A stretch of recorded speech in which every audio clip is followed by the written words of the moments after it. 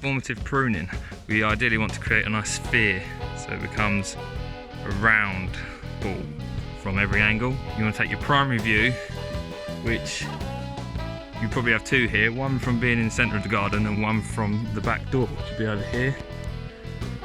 So what you want to achieve is a nice ball from those 2 points, and then the secondary viewpoints isn't so essential.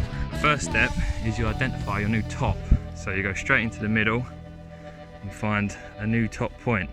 A new top point, so let's say here, you want to take it to its next grower ideally, so you're always taking them back to pruning points. So there we have our new top. Everything from here we work down. So if you look here, they're both higher. 1, 2 is higher, we need to work down. So from your top point, you sort of gauge the idea of a globe going, curving down and around all the way. So you start by picking one angle, working down the curve. Pick another angle, work down the curve. And then you trim in the middle to give it the perfect match. If you're doing a bigger tree or shrub, small tree, so it's good to have someone on the floor to pinpoint to you, because you can't always gauge the exact point you want to go to. You can get a rough idea, but having someone on the ground, they can give you an accurate mark of where to go to.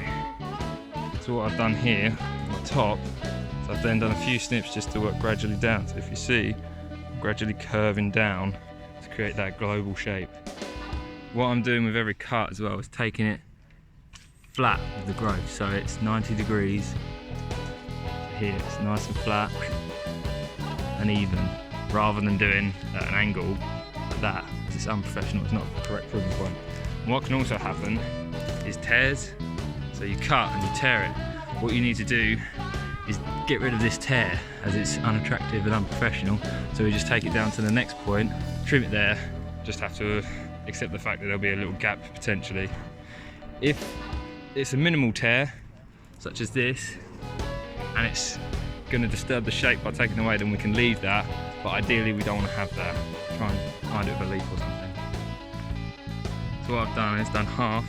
So you can see this half curves down globally, this half sort of. So what we need to do now is blend this half in with the other half, ensuring we keep an even shape each side to give it an overall sphere. Now I've done one half, so I've got my top point, I've worked my way down around the front, and then from down there I've ensured that from those views it looks round. So now what I do is work this way, so I've got my top point again, and I do the same thing, but as I snip this side I want to match it with this side. So if I look, I've got one going down to here, and I need to match this one in with it.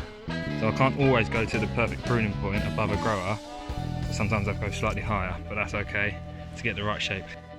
Up the top there you can walk around, or if you've got someone on the ground spotting, take a look at your shape, because if you notice it's just sort of there, it's a bit sticky outy, and down here as you walk around you just want to make those corrections, and again you can see out there it's just a bit fluffy, and down here again we can now go back. If you actually look up the top, that tear really sticks out, so I'll have to take that lower.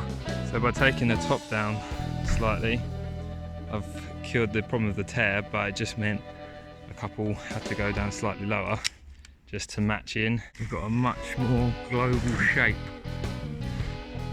and then here it's got sort of more of a ball, but that's just more sideways ball, just naturally the way it's grown, where it's leaning out this way. But overall the viewpoints are good.